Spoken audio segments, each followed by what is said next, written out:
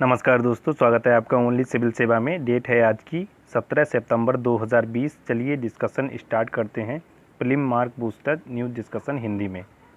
आज का हमारा सबसे पहला article Jammu Kashmir universal health insurance scheme के बारे में है। हाल ही में जम्मू कश्मीर के उपराज्यपाल हैं मनोज सिन्हा, उनके द्वारा इस स्कीम को लागू करने की घोषणा की गई है। और ये स्कीम जो है किसकी तर्ज पर है, तो ये सेंट्रल गवर्नमेंट की एक स्कीम है, आयुष्मान भारत प्रधानमंत्री जन आरोग्य योजना, जो कि 2018 में प्रारंभ की गई थी। इस स्कीम को जम्मू कश्मीर राज्य में अभी तक लागू नहीं किया गया था। अब जम्मू कश्मीर में यह नए नाम से, जिसको Jammu Kashmir universal health scheme कहा जाएगा, उस नाम से इसको लागू किया जाएगा, जिसमें विभिन्न गंभीर रोगों को शामिल किया जाएगा, जैसे कैंसर, हृदय रोग, किडनी रोग, कोविड-19 यानी कोविड-19 डिसीज़ को भी इसमें शामिल किया जाएगा। यदि किसी परिवार के स्वास्थ्य बीमा योजना में शामिल होने से पूर्व रोगग्रस्त होगा तो उसको भी योजना का लाभ मिलेगा। जैसे मान लेते हैं ये फैमिली है ए, ठीक है, इसमें कई मेंबर हैं और इनमें से एक मेंबर जो है कोविड-19 से पॉजिटिव है, और उसके बाद अगर इस योजना में उनको शामिल किया जाता है तो उस व्यक्ति को भी इस योजना का लाभ मिलेगा। इसके अलावा कुछ अन्य फैक्ट्स जो इस स्कीम से संबंधित हैं, जैसे प्रत्येक वर्ष एक परिवार को 5 लाख का स्वास्थ्य बीमा दिया जाएगा और 5 लाख तक का निःशुल्क इलाज भी कराया जा सकता है इस बीमा के तहत। बिल्कुल सेम फीचर्स हैं आयुष्मान भारत योजना के और Jammu Kashmir universal health insurance scheme के। यहाँ पर अगर बात की जाए कि जनता के लिए कोई बीमा किस्त नहीं देनी है, और मतलब कि कोई भी प्रीमियम का भुगतान जो है पब्लिक के द्वारा नहीं किया जाना है। इसमें किसी भी जेंडर का व्यक्ति हो, जैसे मान लीजिए मेल फीमेल, ऐसी कोई योग्यता नहीं रखी गई है, सभी के लिए यह स्कीम ओपन है। इसमें विभिन्न प्रकार की नेफ्रोलॉजी, कार्डियोलॉजी, कोविड-19 विभिन्न प्रकार की जो बीमारियां हैं उनको इस पैकेज में शामिल किया गया है, और ये सुविधा जो है विभिन्न संस्थानों में कैशलेस उपलब्ध होगी। इसके अलावा कुछ अन्य फैक्ट्स भी दिए हुए हैं कि कितने रुपए का महीने का भत्ता मिलेगा। ये सब इम्पॉर्टेंट नहीं है, बस एक पॉइंट जो इम्पॉर्टेंट है भाई आपको ये याद रखना है कि इस योजना के जो लाभार्थी हैं उनका चयन किया जाएगा 2011 की सामाजिक आर्थिक जनगणना के आधार पर, जिसको इंग्लिश में सोशियो इकोनॉमिक सेंसस भी कहते हैं। 2011 में रिसेंटली का मतलब है कि लास्ट बार, मतलब कि प्रीवियस जो सोशियो इकोनॉमिक सेंसस हुई थी वो 2011 में हुई थी, और उसी जनगणना के अनुसार परिवारों को इस योजना में शामिल किया जाएगा। उसके बाद यहाँ पर कुछ अन्य फैक्ट भी दिए हुए हैं कि लगभग 6 लाख के आसपास, यानी 5.95 लाख परिवार इस योजना के तहत शामिल होंगे जम्मू कश्मीर के, और 15 लाख अतिरिक्त परिवार भी इस योजना के तहत, अब यूनिवर्सल स्वास्थ्य बीमा योजना के तहत 15 लाख अतिरिक्त परिवारों को शामिल किया जाएगा। उसके बाद यहाँ पर एक सबसे इम्पॉर्टेंट फैक्ट ये है कि प्रदेश के सभी नागरिकों के लिए निःशुल्क सार्वभौमिक स्वास्थ्य बीमा योजना लागू करने वाला जम्मू कश्मीर देश का पहला राज्य कहें या हम केंद्र शासित प्रदेश कहें बन गया है। ठीक है, तो एग्ज़ाम में यहाँ से क्वेश्चन पूछा जा सकता है कि भारत का कौन सा राज्य या केंद्र शासित प्रदेश है जो निःशुल्क सार्वभौमिक स्वास्थ्य बीमा योजना लागू करने वाला प्रथम स्टेट या यूटी बना है। उसके बाद हम आयुष्मान भारत प्रधानमंत्री जन आरोग्य योजना के बारे में भी जान लेते हैं। इस योजना से संबंधित चर्चा इस आर्टिकल में हुई है। इसको लॉन्च किया गया था सितंबर 2018 में, और मंत्रालय की अगर बात की जाए तो स्वास्थ्य और परिवार कल्याण मंत्रालय के द्वारा इसको लागू किया गया था, जिसमें 10 करोड़ से अधिक परिवारों के लिए 5 लाख रुपए के लिए स्वास्थ्य बीमा प्रदान किया गया था। और इसके दो की इफेक्ट थे, एक तो 5 लाख रुपए का स्वास्थ्य बीमा देना, दूसरा की इफेक्ट था इसका 1.5 लाख यानी 1.5 lakh health and wellness centre को स्थापित करना। इसके अलावा निजी हॉस्पिटल्स में भी इस योजना का लाभ लिया जा सकता है। किसी भी प्रकार के परिवार की आकार, आयु, लिंग पर कोई बाउंडेशन नहीं है, मतलब कि आपके परिवार में कितने मेंबर हैं इससे कोई फ़र्क नहीं पड़ता है। इस योजना में सभी लाभार्थी इसमें शामिल हो सकते हैं। चलते हैं आगे। अगला जो आर्टिकल है प्रधानमंत्री आवास योजना ग्रामीण के बारे में है। अभी हाल ही में ये स्कीम इसलिए चर्चा में आई थी कि हमारे प्राइम मिनिस्टर के द्वारा गृह प्रवेशम कार्यक्रम आयोजित किया गया था। अभी मध्य प्रदेश में 1 लाख से अधिक 1.75 लाख मकान या आवास बनकर तैयार हुए हैं और उनका उद्घाटन किया गया है हमारे प्राइम मिनिस्टर के द्वारा। तो उसी इवेंट का नाम दिया गया है गृह प्रवेशम। और यहाँ पर प्रधानमंत्री आवास योजना के बारे में हम डिस्कस करेंगे। इस योजना का जो टारगेट है वो 2022 तक सभी को एक पक्का आवास देना, सभी के लिए आवास। अभी तक यहाँ पर आगे हम देख लेते हैं प्रधानमंत्री आवास योजना ग्रामीण से संबंधित जो फैक्ट्स हैं। यह शुरुआत की गई थी 2016 में, 20 नवंबर 2016 को इसकी शुरुआत की गई थी। पहले इसे इंदिरा आवास योजना के नाम से जाना जाता था और इसका शुभारंभ किया गया था 1985 में राजीव गांधी के द्वारा, जो कि तत्कालीन प्रधानमंत्री थे। और 1999 और 2000 में इसका पुनर्गठन किया गया था, लेकिन 2016 में इसका नाम प्रधानमंत्री आवास योजना कर दिया गया था 20 नवंबर को।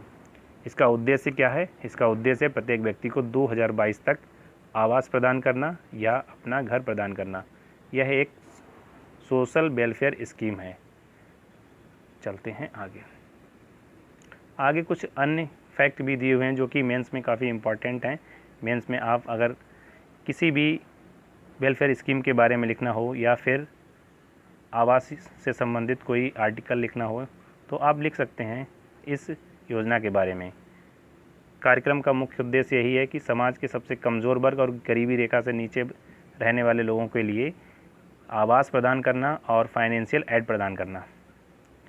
इसके अलावा अब तक की क्या प्रगति हुई है? 18 लाख हाउस बना चुके हैं इस योजना के तहत, जिनमें से 1.75 लाख आवास जो हैं अकेले मध्य प्रदेश में हैं, जिनको 125 दिन में पूरा करना था, लेकिन ये 40 दिन में बनकर तैयार हो गए हैं। तो ये सब इम्पॉर्टेंट नहीं, बस आपको ये याद रखना है कि प्रधानमंत्री आवास योजना क्या है और इसका टारगेट क्या है, जो कि हमने डिस्कस किया। इसकी शुरुआत की गई थी 20 नवंबर 2016 को और इसका टारगेट है 2022 तक सभी को अपना आवास प्रदान करना। चलते हैं आगे भी कुछ इम्पॉर्टेंट इसके की फीचर्स दिए हुए हैं। फंडिंग के बारे में, इस योजना की जो फंडिंग है वो सामान्य स्टेट में 75 और 25 के रेशियो में रहती है। यानी अगर जनरल कैटेगरी के स्टेट हैं तो सेंट्रल का हिस्सा रहेगा 75 और स्टेट का हिस्सा रहेगा 25। इसी प्रकार से अगर नॉर्थ ईस्ट के स्टेट हैं तो सेंट्रल गवर्नमेंट 90% और 10% स्टेट गवर्नमेंट। अगर कोई यूनियन टेरिटरी है तो 100% जो फंड है वो सेंट्रल गवर्नमेंट के द्वारा दिया जाएगा। जिसमें हमने डिस्कस किया कि बीपीएल परिवारों को शामिल किया जाएगा। इसके अलावा 45,000 की धनराशि दी जाती है ग्रामीण परिवारों को मकान निर्माण के लिए, और संकटग्रस्त क्षेत्रों में यह राशि 48,000 है और धनराशि जो है महिला के नाम पर ही ट्रांसफ़र की जाती है। उसके अलावा मनरेगा में भी लाभ मिलता है लाभार्थी को, 90 से 95 दिन का काम मिलता है मनरेगा में।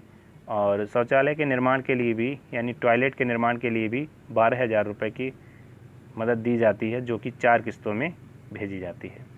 चलते हैं अगला जो आर्टिकल है प्रधानमंत्री किसान सम्मान निधि योजना से संबंधित है।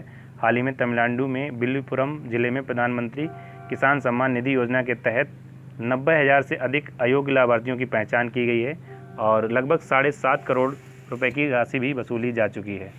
इसमें होता क्या था, काफ़ी फ्रॉड किया गया। किस तरह से कि जो सरकारी अधिकारी हैं उनकी आईडी और पासवर्ड का दुरुपयोग करके काफ़ी सारे फ्रॉड या हम कहें इल्लीगल बेनिफिशियरीज या अवैध कह सकते हैं हम, अवैध लाभार्थियों को इसमें शामिल किया गया और उनके खाते में पैसे भेजे गए। तो प्रधानमंत्री किसान सम्मान निधि योजना के बारे में हम जान लेते हैं। यह स्कीम शुरू की गई थी 2018 में और ये 100% जो है सेंट्रल गवर्नमेंट के द्वारा फंड की जाती है और सेंट्रल सेक्टर स्कीम है ये।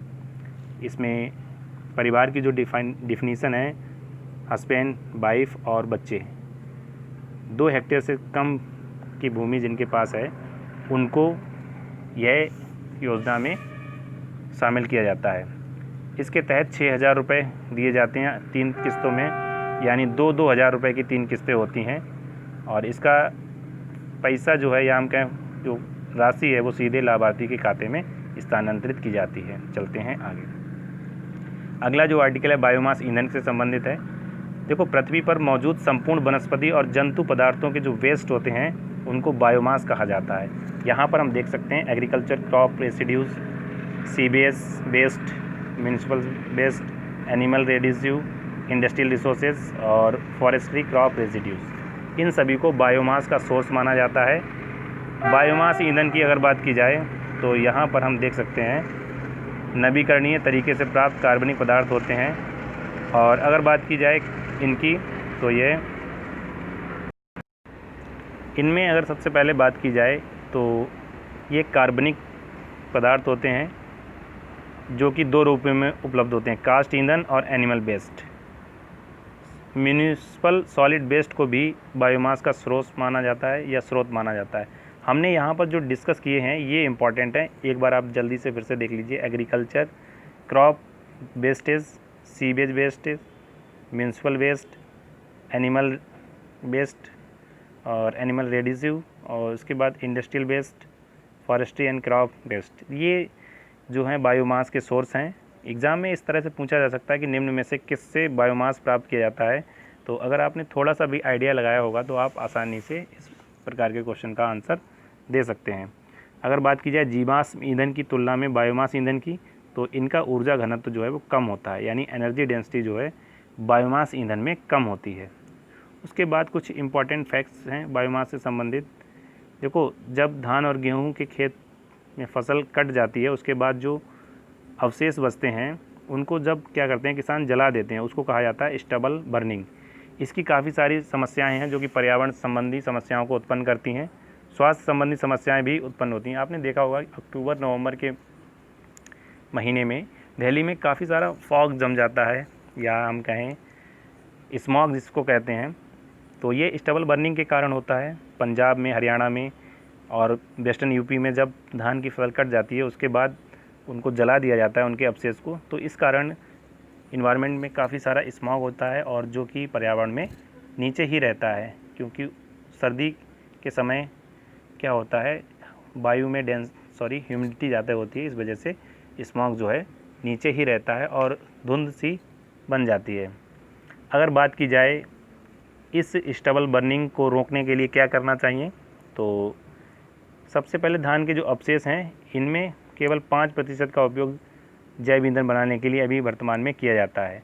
तो इस उपयोग को बढ़ाना होगा, हमें अधिक से अधिक इस अवशेष का जैव ईंधन बनाना होगा, यानी बायो फ्यूल बनाने होंगे हमें, बायोमास फ्यूल जिसको कहते हैं।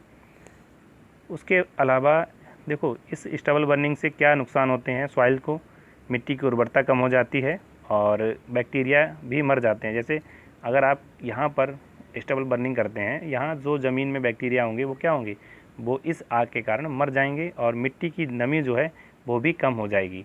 तो इस प्रकार से हमने जाना बायोमास फ्यूल क्या है और स्टबल बर्निंग से क्या नुकसान होते हैं। चलते हैं आगे भी ये कुछ इम्पॉर्टेंट फैक्ट दिए हुए हैं, इसी आर्टिकल से संबंधित हैं। पंजाब एनर्जी डेवलपमेंट एजेंसी जो कि एक नोडल एजेंसी है और यह बायोमास ईंधन के विकास के लिए काम कर रही है। उसके बाद अगर बात की जाए, इस एजेंसी ने अभी तक 11 बायोमास बिजली संयंत्र स्थापित किए हैं। ये सब इम्पॉर्टेंट नहीं है क्योंकि प्रीलिम्स में इस टाइप के क्वेश्चन आपको यहाँ पर देखिए, अगर आप मेंस में कुछ लिखते हैं तब आप इस प्रकार के एग्जाम्पल को वहाँ कोट कर सकते हैं जब आपको रिन्यूएबल एनर्जी से संबंधित कोई फैक्ट लिखना हो। चलते हैं आगे भी इसी योजना से संबंधित कुछ अन्य डिटेल दी हुई है कि जल्द ही धान के भूसे से उपयोग के लिए एक विकल्प लेकर आ रही है। ये सब भी इम्पॉर्टेंट नहीं है। यहाँ पर कुछ इम्पॉर्टेंट फैक्ट जो हैं वो ये हैं कि बायोमास बिजली परियोजनाएं अपेक्षाकृत कम CO2 और कण उत्सर्जन के कारण पर्यावरण के अनुकूल हैं और कोयले जैसे जीवाश्म ईंधन को ये विस्थापित कर सकती हैं। यह पर्यावरण के लिए फ़ायदेमंद है। तो इस टाइप से क्वेश्चन पूछा जा सकता है। बायोमास के बेनिफिट क्या हैं, तो आप बता सकते हैं कि CO2 कम उत्सर्जित करते हैं और जो पार्टिकल्स निकलते हैं उनका भी उत्सर्जन इनके द्वारा कम किया जाता है। चलते हैं आगे क्विक रिवीजन है। Jammu Kashmir universal health insurance scheme के बारे में, ये केंद्र सरकार के द्वारा शुरू की गई है। तो इसमें प्रति परिवार 5 लाख रुपए का स्वास्थ्य बीमा का लाभ मिलेगा। बिल्कुल सही आंसर है। और हाल ही में जम्मू कश्मीर के उपराज्यपाल हैं, क्या नाम है उनका, मनोज सिन्हा, उनके द्वारा इस स्कीम को लागू करने की घोषणा की गई है। बायोमास ईंधन नवीकरणीय तरीके से प्राप्त कार्बनिक पदार्थ होते हैं और स्टबल बर्निंग से मिट्टी की उर्वरता कम हो जाती है। बिल्कुल ट्रू स्टेटमेंट है, हमने स्टबल बर्निंग की नुकसान में डिस्कस किया था। उसके अलावा प्रधानमंत्री आवास योजना ग्रामीण का उद्देश्य देश के प्रत्येक व्यक्ति को 2024 तक आवास प्रदान करना। यहाँ पर देखिए आप, 2024 था या 2022 था, तो इस टारगेट को हमें अचीव करना है 2022 तक, तो ये स्टेटमेंट फॉल्स हो जाता है। उसके बाद अगर बात की जाए, जीवाश्म ईंधन की तुलना में बायोमास ईंधन में ऊर्जा घनत्व कम रहता है, तो ये बिल्कुल ट्रू स्टेटमेंट है, हमने डिस्कस किया। बायोमास फ्यूल में ऊर्जा डेंसिटी कम होती है। इसके अलावा आयुष्मान भारत प्रधानमंत्री जन आरोग्य योजना को हाल ही में लॉन्च किया गया है। इंदिरा आवास योजना प्रधानमंत्री आवास योजना ग्रामीण का पूर्व नाम है। देखो यहाँ पर अगर बात की जाए आयुष्मान भारत प्रधानमंत्री जन आरोग्य स्कीम की, तो रिसेंटली हम इसे कह भी सकते हैं क्योंकि 2018 के सितंबर में इसको लॉन्च किया गया था, तो ये स्टेटमेंट ट्रू हो सकता है। ठीक है, आपको डेट याद रखनी है, 2018 में इसे लॉन्च किया गया था सितंबर में। तो आज की डिस्कशन में इतना ही। अगर आपको ये वीडियो अच्छी लगी तो लाइक, शेयर और कमेंट करें और हमारे चैनल ओनली सिविल सेवा को सब्सक्राइब करें, जिस पर आपको द हिंदू, इंडियन एक्सप्रेस और पीआईबी का सारांश हिंदी में मिलता रहता है।